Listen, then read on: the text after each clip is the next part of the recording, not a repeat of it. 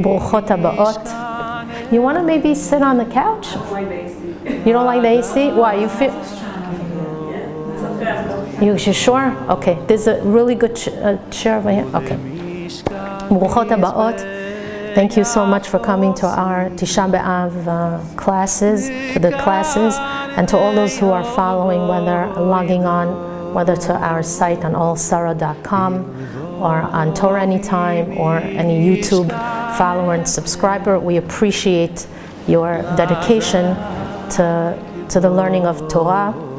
This class is being dedicated Le'ilui Nishmat Siman Tov Moshe Cohen Ben Tamara Alav Shalom.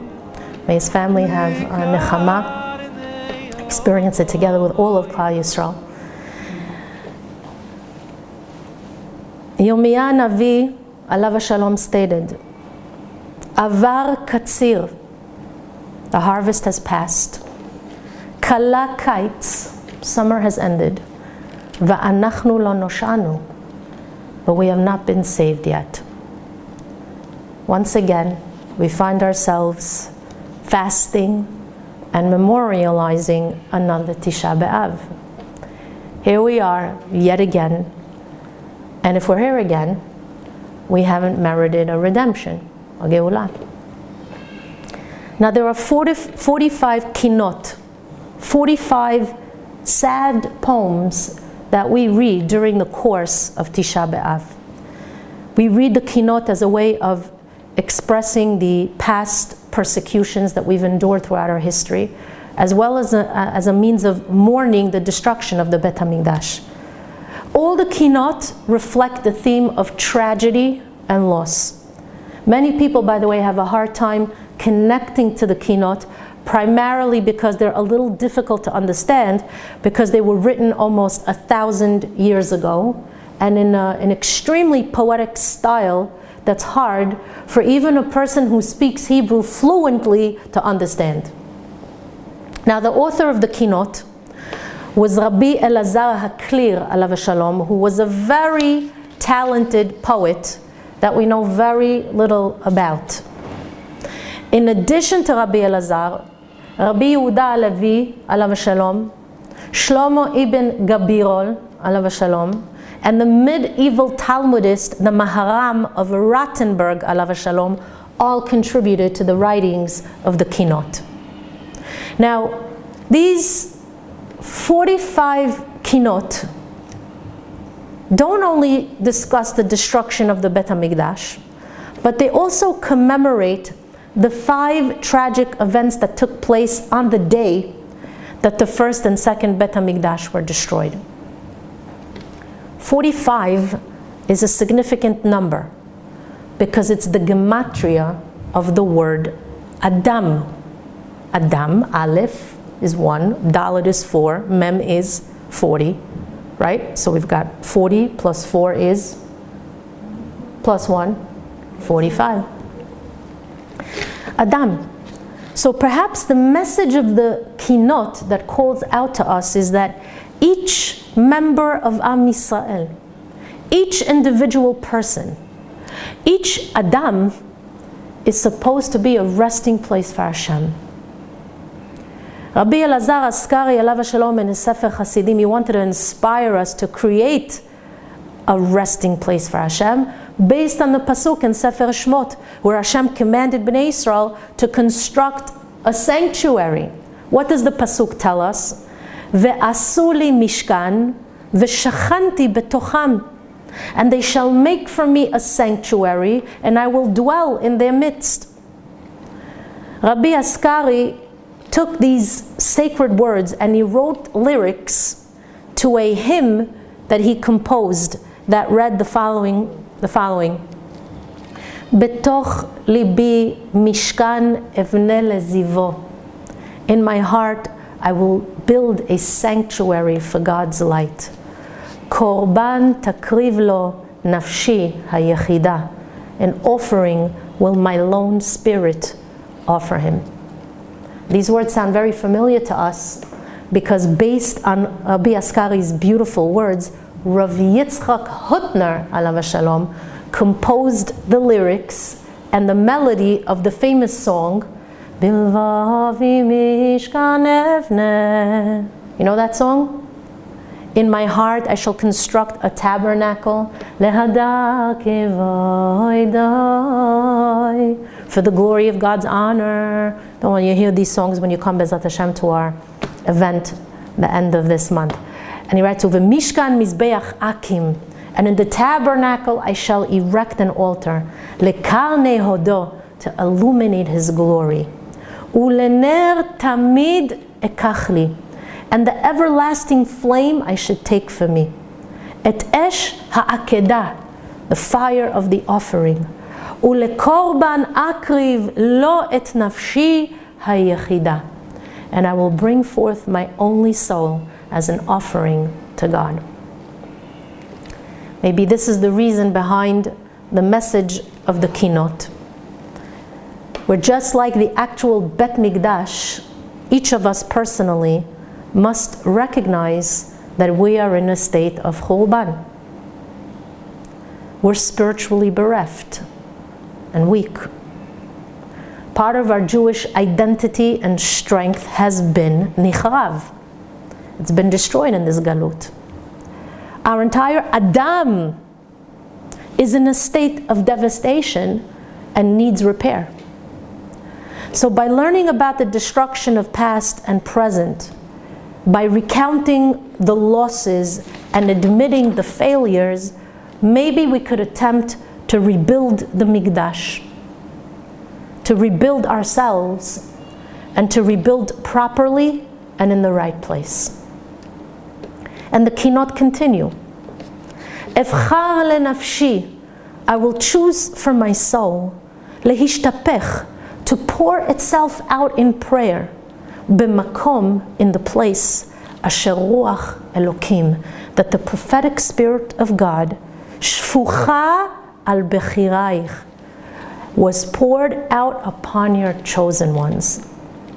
The Navi and Chachamim are telling us that there's no better place in the world to daven than where the lines of divine connections have long been established. The place where God already poured out his gift of prophecy. And the kinot continue. Mi itnenu, who can grant meshotet b'mkomot asher niglu Elokim, that I could wander in the places where God was revealed, lechozaich v'tzaraich, revealed to your prophets and to your emissaries. These are beautiful words that express what? The longing for which land? Why? Because that's the place where Kadosh Baruch Hu bestowed his gift of prophecy upon our prophets. They expressed the longing for Eretz Yisrael, and they were written by Rabbi Yehuda Halevi, alav shalom. And even though Rabbi Yehuda Halevi lived in Toledo, Spain, he truly loved and possessed a great passion for this country, for Eretz Yisrael. He authored the famous words that Yaakov Shweki turned into a song. Libi b'mizrach, li. You know that song? That one, you gotta come to our bashes, you gotta come to our celebrations if you don't. Libi b'mizrach, my heart is in the east, va'ani besof ma'arav, even though I'm stranded in the farthest end of the west. Here we learn that the best place to daven and to connect is Eretz Yisrael. And interestingly, although many Rabbanim express their yearning to be in Eretz Yisrael, Rabbi Yehuda Halevi surpassed them all. Even the Rambam, alav shalom, Rabbi Moshe ben Maimon, in his entire Moreh Nevuchim only mentions Eretz Yisrael once. Rabbeinu Bachya, alav shalom, didn't mention Eretz Yisrael at all in his entire Chovot HaLevavot. The Ramban, alav shalom, only mentions Eretz Yisrael in a halachic sense. But Rabbi Yehuda mentioned his longing for Eretz Yisrael every chance he could get, both halachically and in his poetic writings. And in his kinot, we see how much he yearned for Eretz Yisrael when he wrote the following words. Mi yaseh li knafayim. Who's going to make wings for me? Ve'archik nedot, so that I could wander away. Anid levitre levavi, for I would roam with my shattered heart. Ben betaraich, amidst your shattered ruins. Such poetic words. But what do they mean? What is Rabbi Yehuda referring to when he says, Mi yaseh li knafayim, who shall make wings for me? Maybe he's mimicking the words of the greatest lover of Eretz Yisrael, who was our greatest leader and Navi of all time, Moshe Rabbeinu, alav shalom. Because towards the end of his life, Hashem took him up to a mountain to see the landscape of Eretz Yisrael. And Moshe Rabbeinu was told that he could gaze upon the land, but he's not going to be allowed to enter. And the Midrash Rabbah informs us of Moshe's response to Hashem. He begged God to allow him to enter the land. He said, if you won't allow me to enter as a human being, then at least let me permit to cross the Yarden as an animal. And if not as an animal, let me enter as a bird that could eat the grass of the land and drink its waters. Moshe Rabbeinu yearned to enter Eretz Yisrael in whatever way possible, as an animal, as a bird. I'm not going to read you the end of the Gemara, but the Gemara says, I'll even come as a fly on a wall. Now, the Gemara of Sotah teaches us that Moshe Rabbeinu wanted to enter the land just to be able to fulfill the mitzvot that could only be done in Eretz Yisrael and nowhere else in the world, the mitzvot that are tluyot ba'aretz. That's your zchut. That's your zchut. That's our zchut. That we're here and we're doing mitzvot, and every day that we walk upon the adama of this amazing Eretz, every step is a mitzvah. Every step is a zchut. Al achat kama vekama, when we go shopping for Shabbat in this land, when we make the brachot in this land, when we daven in this land, when we keep the Shabbat in this land, we keep the Chagim. But my question is, if Hashem would have allowed Moshe Rabbeinu to enter as an animal, or even as a bird, how could he have possibly performed any mitzvot? I mean, animals don't do mitzvot, they're not bound by mitzvot. So for what purpose would Moshe Rabbeinu need to enter the land? Do you hear my question? To see it. To just see it. To just see the land, that's a good one. I like your answers. To feel it. To feel the land, that's also a good one. To walk on the land. You're giving great answers. Rav Moshe Feinstein, which are in line with Rav Moshe Feinstein, alav shalom, wrote in his Sefer Derech Moshe, who teaches us something very fundamental. He writes that there's a tremendous spiritual benefit to merely existing in Eretz Yisrael, even if a person doesn't fulfill the mitzvot. You know how all those people out there who are not here, what do they tell us? Oh, what about all those people? You talk about Eretz Yisrael, the Kedusha of the land. How many people in Eretz Yisrael don't even keep the mitzvot? Does that sound familiar to you? Well, according to Rav Moshe Feinstein, they're not in such a bad place. You're in a worse place, because at least they're living here. At least they're existing here. So they're not doing the mitzvot, but they're seeping, they're absorbing the benefits of the land. What's the benefit of being in Eretz Yisrael? What's the benefit? Rabbi Yehuda Halevi continues. I would fall upon my face, upon your soil, and I would intensely cherish just the stones of this land, and I would favor the dust. Do you know what these words mean? Rabbi Yehuda is telling us that even the stones of Eretz Yisrael, the dust of the land, is endowed with desirable qualities. That's something that our Chachamim in the Gemara of Ktuvot tells us. We're told that Rabbi Abba alav shalom, he had the custom of kissing the stones of Akko. That's the greatness of this land. Next time we go to the Kotel HaMaravi and you kiss the stones, you'll kiss it in a different way. But then Rabbi Yehuda Halevi writes the most stirring words. He says, Chayei neshamot, avir artzech. The air of your land, Hashem, just the air, invigorates the soul. Oh, you know what that means? If you just breathe the air of Eretz Yisrael, it infuses you with life-giving properties. It infuses Kedusha within you and enables you to live a spiritual existence. Never mind that you choose wrong, but you're infused with Kedusha.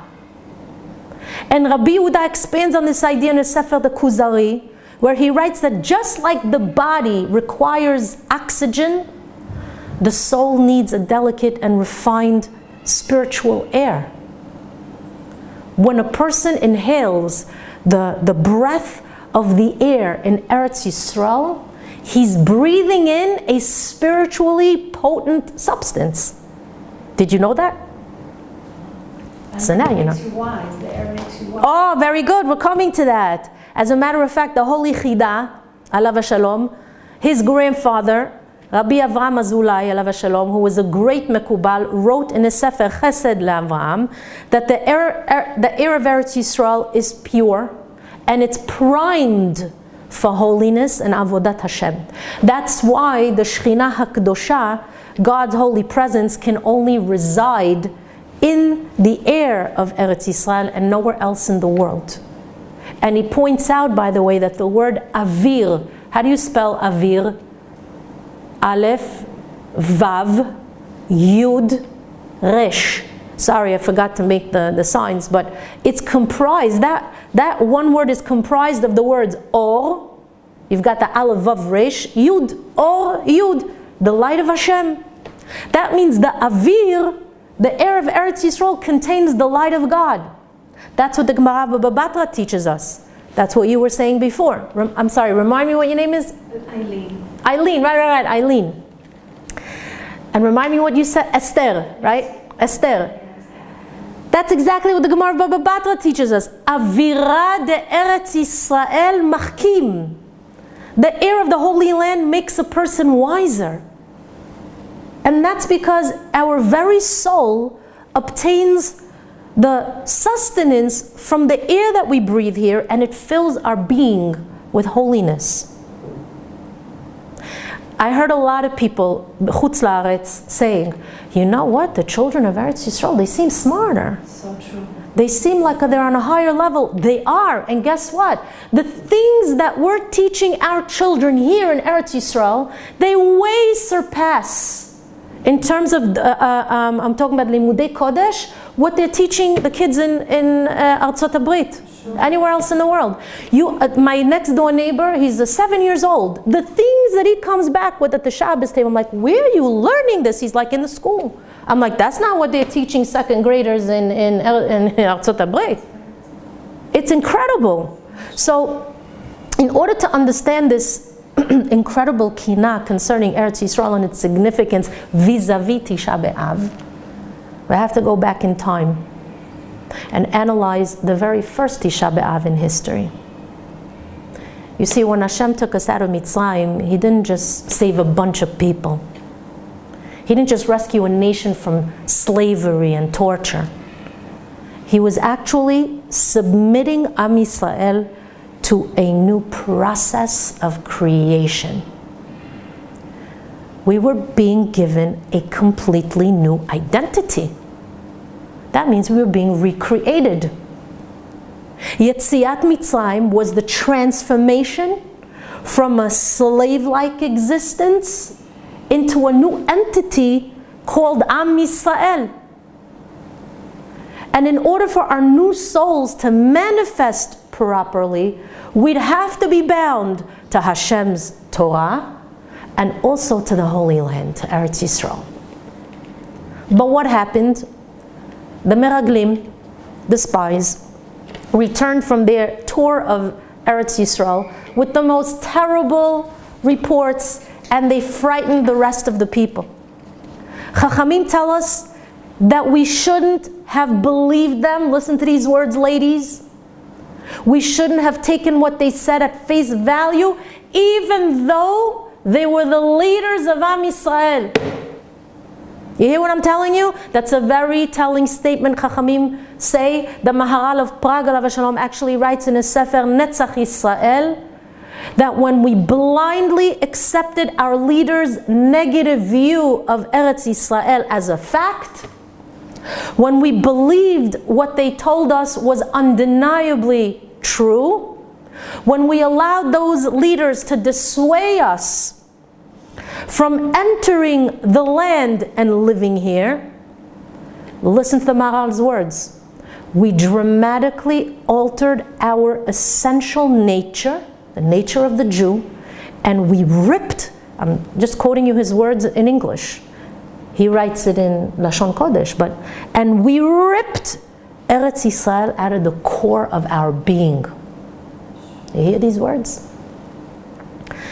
He says the Meraglim's words discouraged us from wanting to cross the border into Eretz Yisrael. And when we accepted their words as absolute truth to the point that we began to weep, where it came to the point where it went just beyond practical reasons for why we didn't want to live in the land.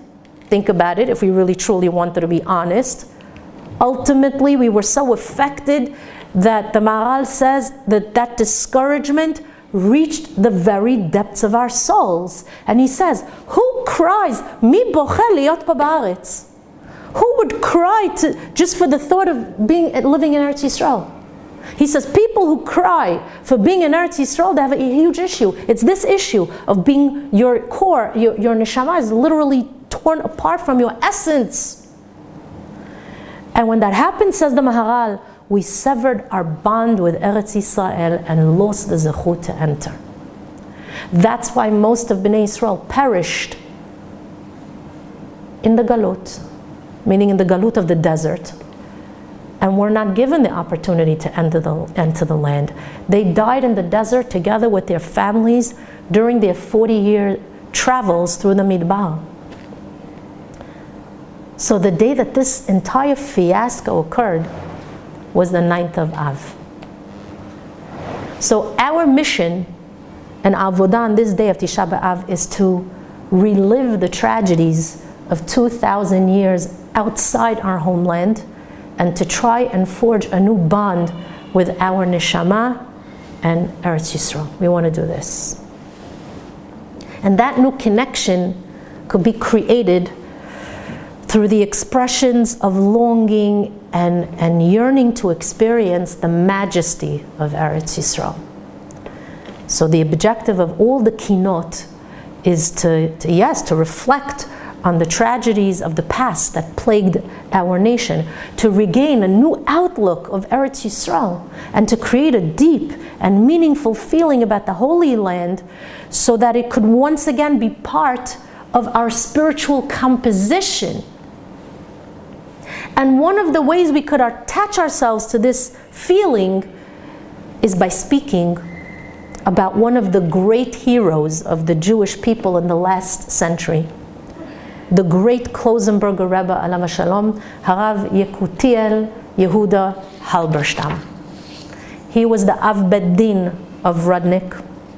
His paternal great-grandfather was the Divrei Chaim, alav shalom, was a big tzaddik, and his mother was the great-granddaughter of the Bnei Yissaschar, alav shalom, who was also a big Talmid Chacham, a Gaon of Torah, and a big tzaddik. From a very young age, the Klausenberger Rebbe was recognized as a Torah genius, where at the age of 14, he already had smicha. And at the age of 21, he was appointed as the Rav of the Klausenberg community in Hungary, where he also served as the Rosh Yeshiva at age 21. Could you believe it? At age 21 in Lakewood, the boys are still what they call in the freezer. They still haven't even gotten a chance to get married. Now, it's not a secret that most of the Admorim of Hasidut were not supporters of the Zionistic movement, right?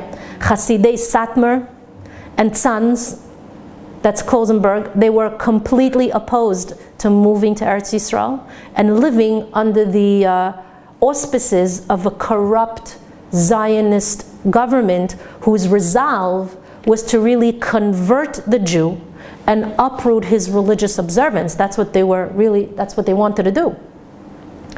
But that opinion changed for the Klausenberger Rebbe after the war in Germany. After the war broke out and he experienced all the horrors of the Holocaust, he changed his mind.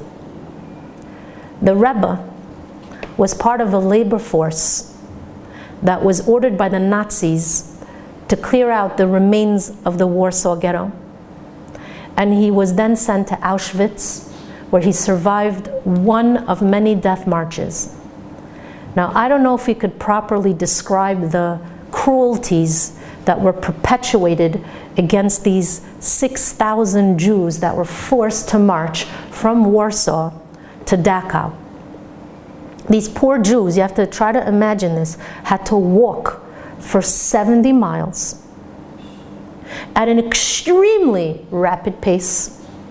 And as they ran, the SS soldiers would whip them with steel bars in order to make them run even faster. Not only that, but some of those marches took place in the intense heat, and most Jews suffered from starvation or from thirst. They were not allowed to stop or rest even for a second. They weren't allowed even to relieve themselves. This is almost a historical repeat of what happened to the Jews during the first Churban, if you remember, that we spoke about when they were exiled from Babylon. Remember, Nebuchadnezzar said, make sure they don't stop for a second. That's what the Pasuk in Megillat Echa states. Vayelchu belo koach lifnei rodef. They walked on without strength before the pursuer. And those who were not able to keep up, in Germany, when they walked, they got shot. After marching for days on foot, they were forced to stand night and day without moving. And as a result of the inhumane conditions, many of our brothers died along the way. The Nazis, Yimach Shemam V'zicham, they were brutal, they were cruel, they were inhumane. They forced us to walk 21 miles per day. And at some point, when we reached a river bank, the Nazis allowed us to go to the river. They said, if you want, go to drink water. But what we didn't know was that as we ran to the water, the Nazis planned to release their attack dogs on us. And after that, they'd open fire on all those who reached the river. Anybody left saw their dead brothers sprawled across the bank of the river, and they were no longer allowed to drink at that point. On one of these marches that the Rebbe marched, he recalls that it was a Friday night, Tisha B'Av, the Shabbat of Chazon, where the fast would be observed on a Sunday, like this year, like us. And the Rebbe remembered the words of the Abda Rav Alav Shalom, who said that Shabbat Chazon, that lady is not here now because she asked that question in our last session about how is it possible that Tisha B'Av falls out on Shabbat, what kind of sign is this? So the Abda Rav says Shabbat Chazon is greater than all the Shabbatot of the year, and even more so if the Shabbat of if Tisha B'Av falls out on a Shabbat. It's greater than all the other Shabbatot of the year. So that fateful morning, when the Nazis resumed the march, the Rebbe refused to carry his bundle because it was Shabbat. He didn't want to carry. So he quickly looked for a way to dispose of his bag without putting his life in danger. So what happened?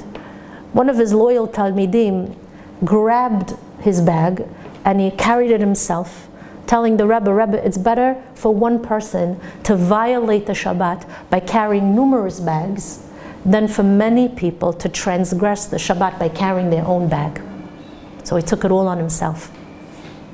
Suddenly, an SS guard saw this exchange and he began to beat the Rebbe with the butt of his gun. And then he dragged the Rebbe to his commanding officer, who demanded that he be killed. And the Rebbe did not flinch. As a matter of fact, he felt a great happiness that if killed, he would die al Kiddush Hashem for not wanting to be Mechalel the Shabbat. He'd be killed for wanting to uphold the holiness of Shabbat. And then a nes happened, a miracle. Another SS officer saw the commotion, walked over, and he just pushed the Rebbe back in place with the rest of the whole line. And the Rebbe was saved, and he continued to march on without his bundle. Hashem took care of him. But sadly, the Rebbe was left with a very large wound near his rib cage that he suffered from for many years after that. Ladies, as these thousands of Jews marched forward, sometimes through other Jewish villages, they saw how the once thriving Jewish population had been completely eradicated. The vibrant towns that were once filled with the sounds and the life of Yahadut were now empty and filled with an eerie silence.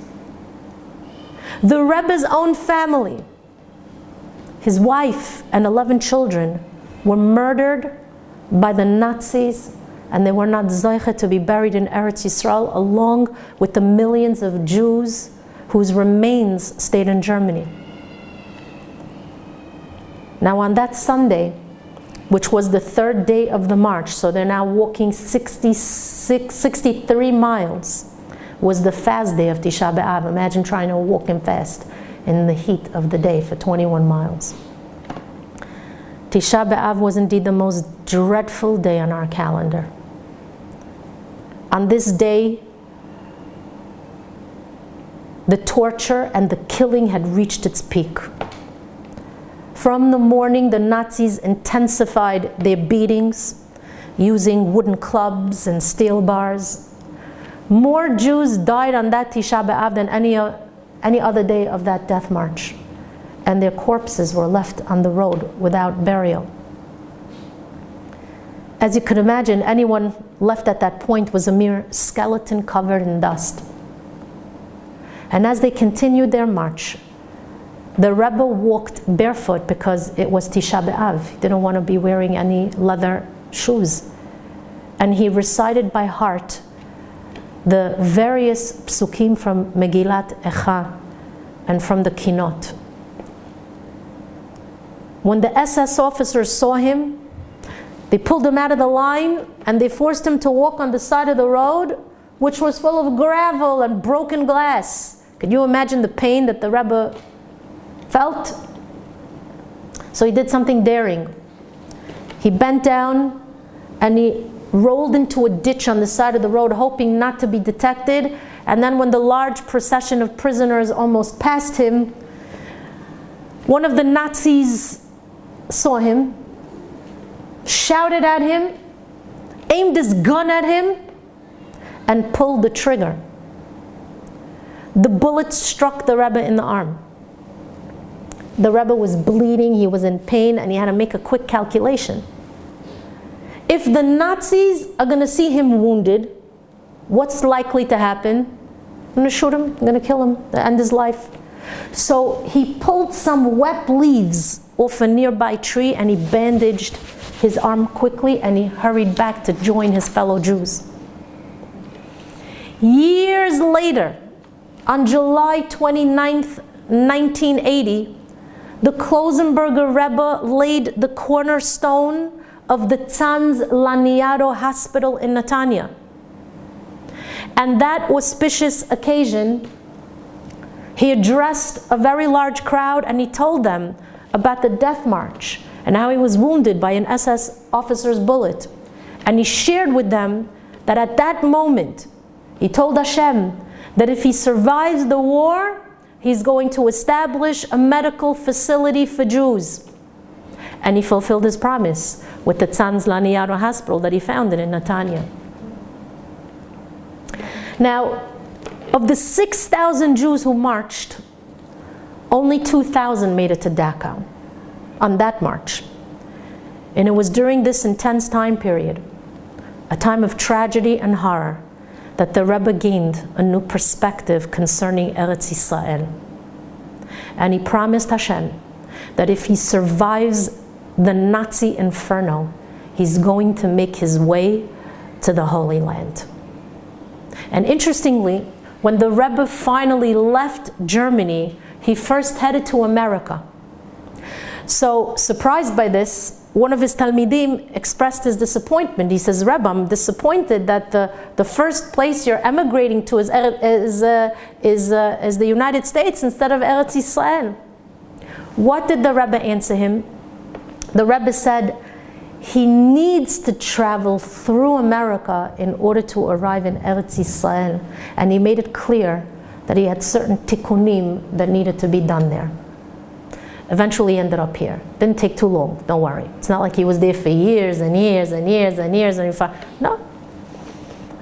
But after many years that he was here in Eretz Yisrael, the Rabanit Rebbe, alav shalom, once asked him to explain, how did you come to love Eretz Yisrael so much? And the Rebbe reached into a drawer and he pulled out a small sefer called Machazir Atara Leyoshna Kolel Ha'ivrim. And it's authored by Rabbi Akiva Yosef Schlesinger, alav shalom. And the Rebbe explained that this book made a profound impact on his neshama. The words in the Sefer, he said, connected his neshama to Eretz Yisrael and created a great longing to live here. And then he said, listen to these words, if only he would have listened to the author's words years before, when the Sefer was first published, the Jewish world would be completely different. The Rebbe said something that's quite profound and frightening. He said, if our brothers and sisters had followed Rabbi Akiva Yosef's suggestion to leave the Galut and make their way to Eretz Yisrael, hundreds of thousands, if not millions of Jews would have been spared the horrors of the Holocaust. You hear this? As a matter of fact, Rav Mordechai Leib Gladstein, who also was a survivor of the war, bemoaned this truth many times. He said that Eretz Yisrael would look very different today had the Jews at that time moved to Eretz Yisrael. And to our great dismay and despair, the Satan and his whole army of soldiers succeeded in preventing that from happening. And guess what? Rav Mordechai Leib Gladstein doesn't call it Ratzon Hashem that they didn't end up in Eretz Yisrael. He calls it Ma'aseh Satan, the guiles of the Satan. You know, people tell you, it's Ratzon Hashem that we should still be in America. Really? According to some Rabbanim, it's a Ma'aseh Satan that you're still there. So when the Rebbe finally made his way to Eretz Yisrael, he traveled through London and he spent a Shabbat there. On Shabbat afternoon, he gave a shiur to a large group of Jewish people about the Kedusha of Eretz Yisrael. In that speech, he denounced the fact that religious Jews are largely indifferent to the rebuilding and the promoting of Eretz Yisrael. And then on Motzei Shabbat, when all the Gvirim and all the leading Jews of London held an honorary Malava Malka for the Rebbe, once again, he spoke about Eretz Yisrael and the obligation that every Jew has to participate in rebuilding this land and its advancements. Now, in a big chutzpah, brazenly, one of the leaders of the community over there told the Rebbe, I think you're going a little too far regarding your comments about supporting Eretz Yisrael. Imagine talking to the Rebbe like this. You're going a little too far with your comments, don't you think? The Rebbe writes in his book that at that moment when that Jew said what he said, he clearly saw the dramatic differences in the attitudes between the secular Jews and the religious Jews. And he felt that sadly, the religious Jews were busy criticizing and coming up with all kinds of reasons why not to invest in, not to promote or live in Eretz Yisrael, while the secular Jews were busy taking action. They were the ones building the land. And the Rebbe noted that he himself once had a negative attitude, and he wanted to curse the kofrim. He wanted to curse the heretics who governed in the land. You know who he's talking about, right? I have to go into details of who. And he shared with the people of London that was my position before the war. That's what I thought. And he writes in his sefer, Lapid Esh, you can go to his sefer, that he told the Jews of London the following, translating his words: cursing the Tzionim turned out to be an exercise in futility as the secular Zionist movement continued to gain momentum and was continually becoming stronger. It would have been significantly better if the roles were reversed. I should build Eretz Yisrael and let them curse me.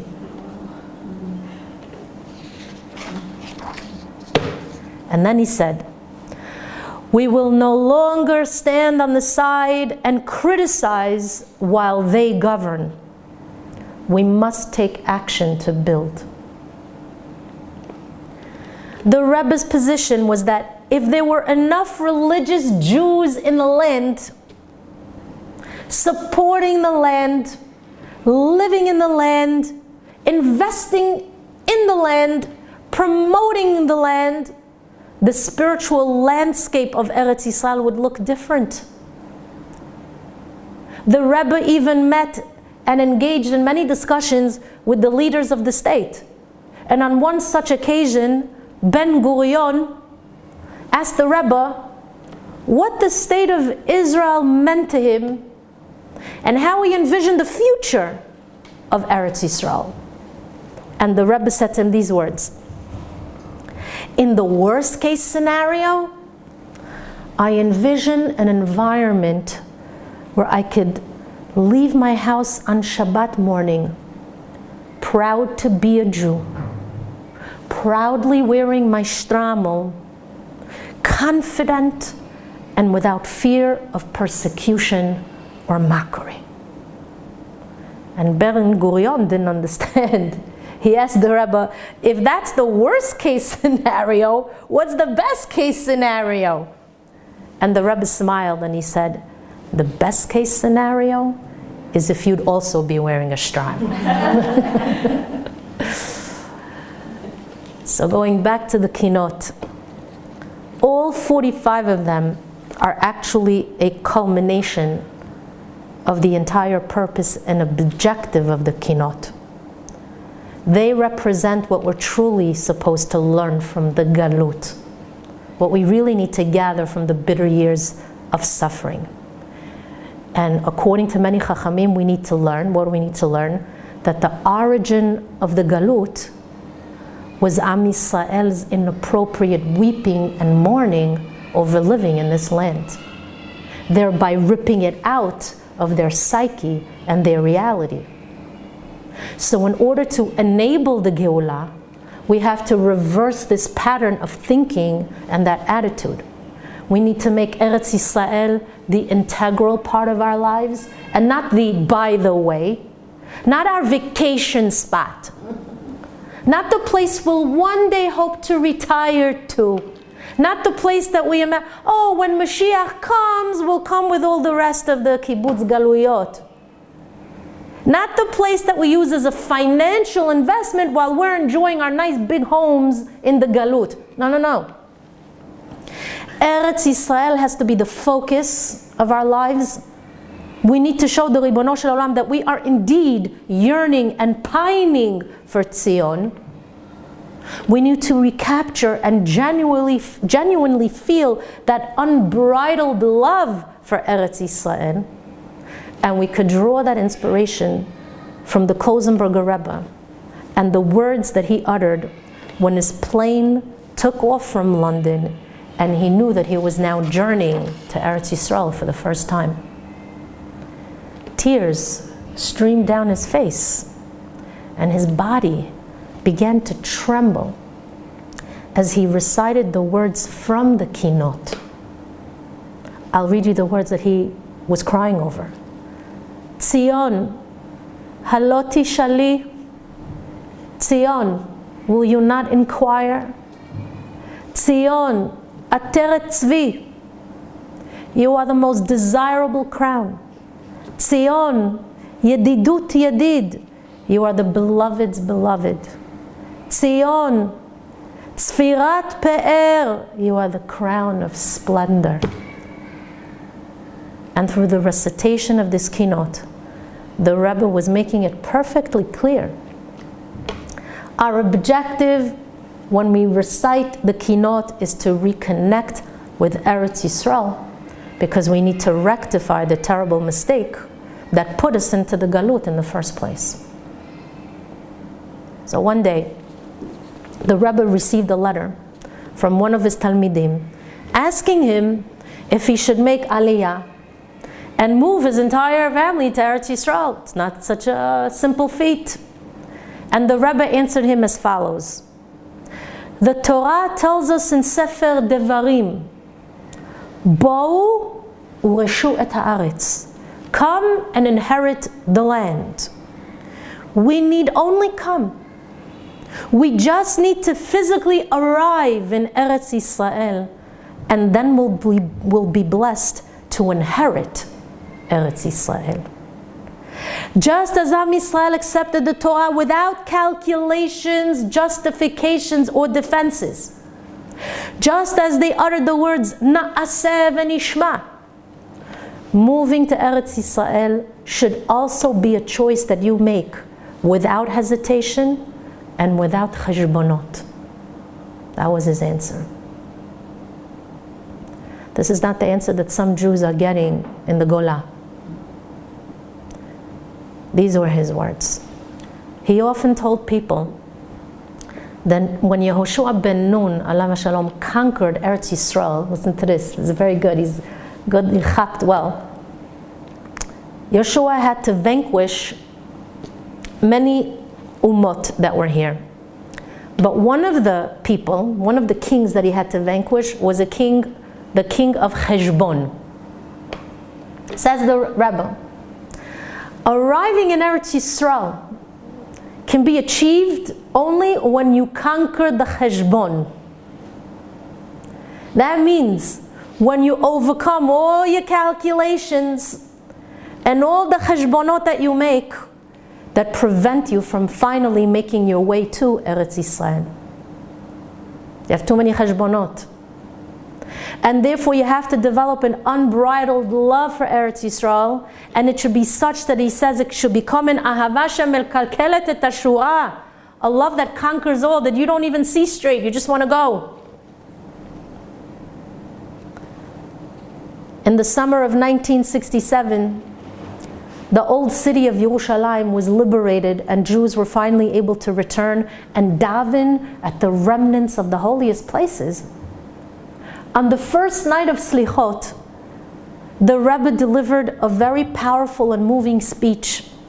And he spoke about how that moment, the moment that we're now able to daven at the Kotel, at Rachalimenu, was actually one of the most painful moments in all our history.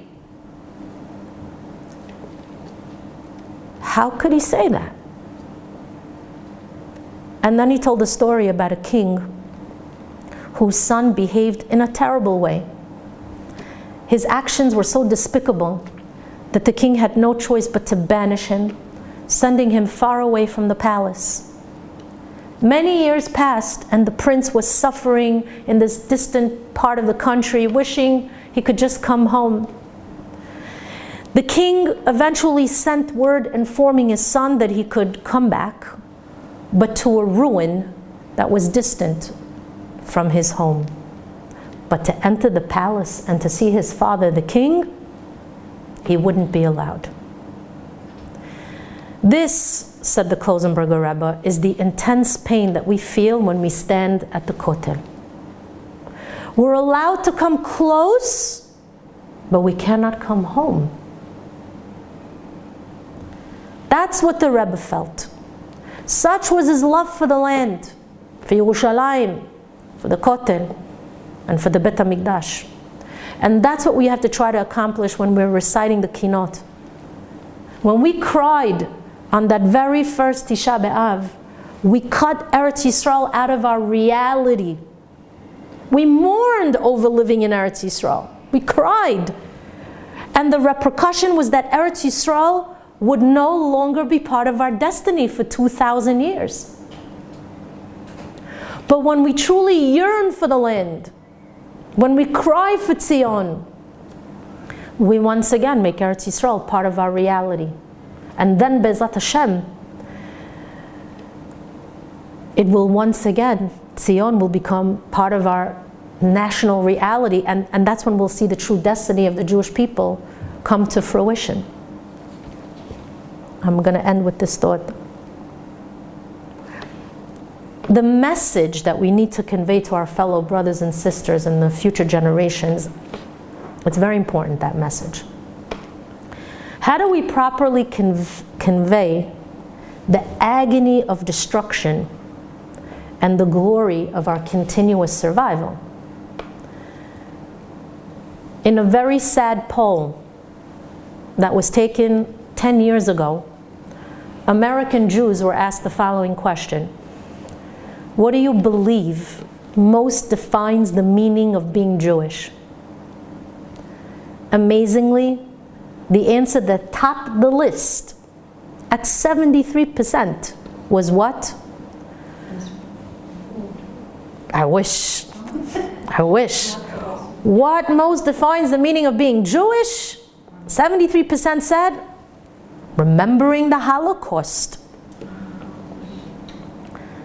Now, why do I say that this is an amazing response? Because on the one hand, that response seems to be encouraging. It means that American Jewish communities instinctively recognize the importance of remembering the tragedies of our nation. However, if you really think about it, 73% answering this way is quite depressing. Why? Because only 19% of American Jews defined being Jewish as observing the Jewish laws. And to me, that means that the idea of remembering the Holocaust is strongly misunderstood. It means that there's a lack of awareness of what we really need to memorialize and what lessons we really need to emphasize and focus on that needs to be transmitted to the next generation. Because even though 73% of American Jews said it's important to remember the Holocaust, sadly, 73% is also the same percentage of intermarriage in the United States. And probably more, because this was 10 years ago. And that means that we need to know that the Nazis, Yimach Shemam V'Zichram, were well aware of the spiritual Holocaust that would occur in the United States as a result of their atrocities. Because Rav Mordechai Leib Glatstein, who was a survivor of the war, said that when the Nazis used to beat him, they'd yell out how the Jewish people have no future. And this is what they would say, I quote him, "We'll wipe out," he said, actually, let me put a dagesh on the right words. "We'll wipe out the Jews of Europe. The Arabs will destroy the Jews of Palestine. And the Jews of America? Ha! The Jews of America will destroy themselves." That's what he said. Why am I telling you this? When Noah came out of the Teva, after the Mabul, he saw that the entire world had been destroyed and that mankind had all perished. Everything was gone. The first thing Noah did when he came out of the Teva is what? Says the Pasuk in Sefer Bereshit. Vayachel Noach ish ha'adama vayit'a kerem. Noah, the man of the earth, debased himself and he planted a vineyard. Rashi HaKadosh Alav HaShalom writes in the name of the Midrash that Noach profaned himself because it should have occupied himself first with planting something different other than a vineyard. So the Midrash of Bereshit Rabbah criticizes Noach for planting a kerem, a vineyard. That shouldn't have been the first thing he planted. He should have engaged in growing other crops. Now I want to know, what's wrong with planting a kerem, a vineyard? Noach saw destruction all around him. He saw a completely destroyed world, and he was mourning the entire world population. He felt a need to have some nechama, some consolation. And in Sefer Mishle, Shlomo HaMelech Alav HaShalom tells us that we give a little drink to the one who has an embittered soul. Tenu shechar le'oved ve'yain le'mar'ei nefesh. So maybe Noach thought that by producing wine, he's merely trying to comfort himself over the depressing world that he found after the Mabul. Are you all cold? Because you are. Okay. What's wrong with what he did? What's wrong with that? By the way, wine doesn't solve all your problems. Drinking doesn't solve it. Rav Simcha Wasserman Alav HaShalom explains that the Torah is trying to teach us the focus of our mission after we experience a tragedy, no matter what that tragedy in life is. You see, Noach left the Teva and he saw complete and utter devastation. The world was totally destroyed. But he shouldn't have given himself the luxury of sipping wine, comforting himself, and feeling badly for himself. This wasn't the time to wallow in misery. This was the time to roll up his sleeves, get to work, and build for the future. There was a world that needed rebuilding. So rather than planting a vineyard for his own state of nechama, he should have planted grain, because grain could be a source of sustenance for whom? Not just for him, for future generations. So Noach is criticized for his wrongful attitude. So the message of the Torah is, don't stagger in a tragedy. Instead, get up and build something profound for the future. The way a Jew recovers from a tragedy, the way a Jew comes out of a devastating loss, you can find that answer in the Torah, and we learn it from the Musar that's directed at Noach. In our generation today, more than I think it's now 80 years following the Holocaust, our nation is still reeling from its horrors and devastation. So although it's commendable to remember what happened 80 years ago, and even to memorialize our brothers and sisters who lost their lives tragically, we can't allow ourselves to become completely absorbed only in the memorialization and nothing more.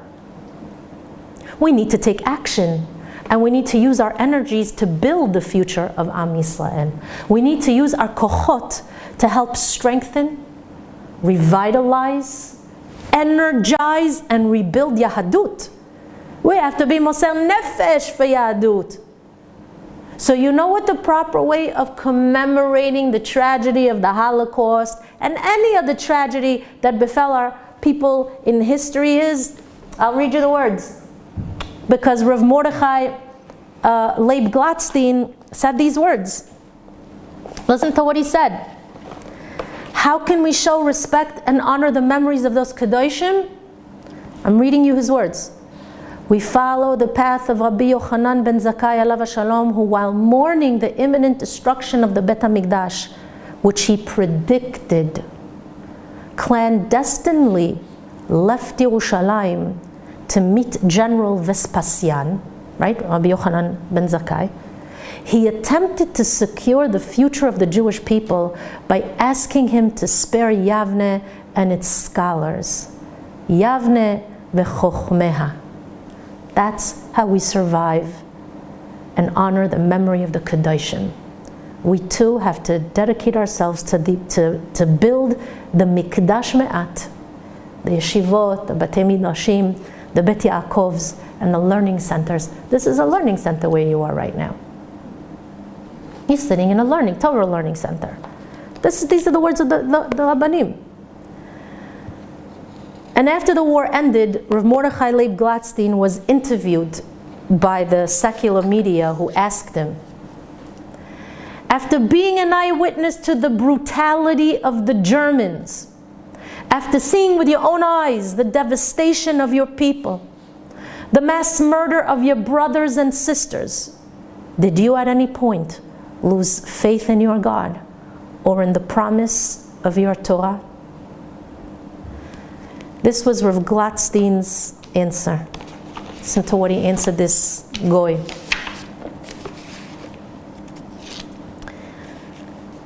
Did I lose my faith? Yes.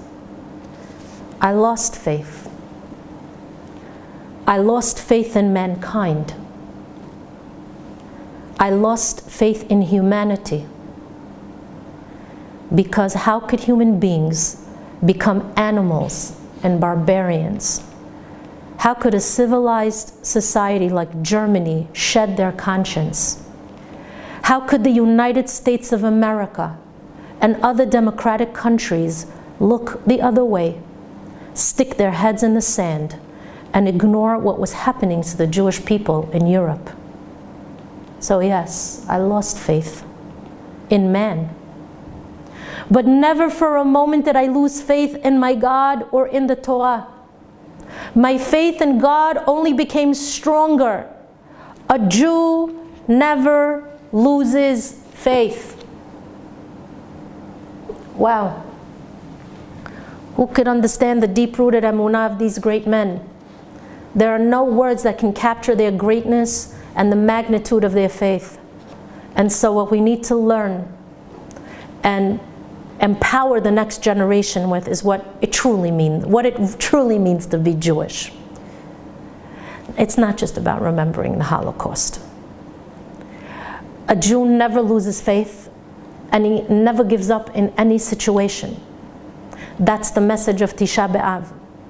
After all the tragedy, the horrors, and the devastation, we get up, we wipe the dust from upon us, and we build, and we produce, and we construct, and we wait for the redemption, and we believe that it's going to take place bimheira, and even in our days, beyamenu. So be strong and strengthen others. Have faith and help others heal from their loss of faith and assist them to come back to the fold. Build towards a happier future and watch how that future builds for you. And Be'ezrat Hashem, you're going to see the flowers, the leaves, and the fruits of your labor come to life and brighten the entire world again. You will have planted something of value that was able to sustain others. May we see the efforts of our endeavors bring the Mashiach B'karov, so that we could, with our own eyes, witness the Bet HaMikdash be rebuilt as a result of our Mesirut Nefesh and endeavors. Amen Ken Yehi Ratzon.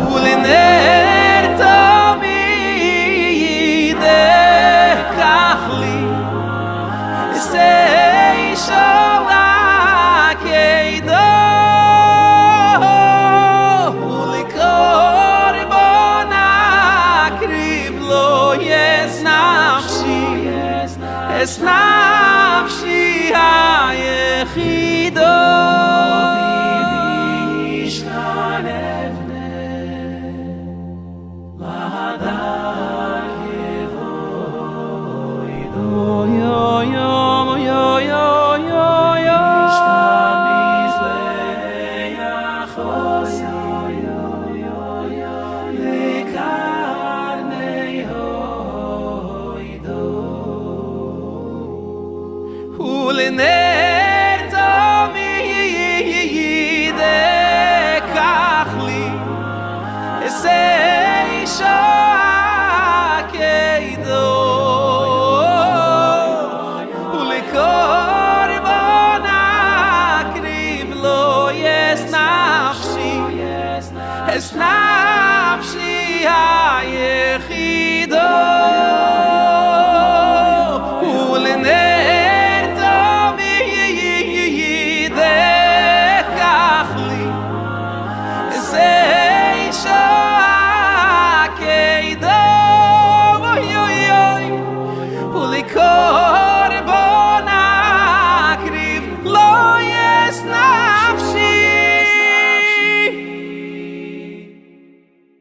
it's not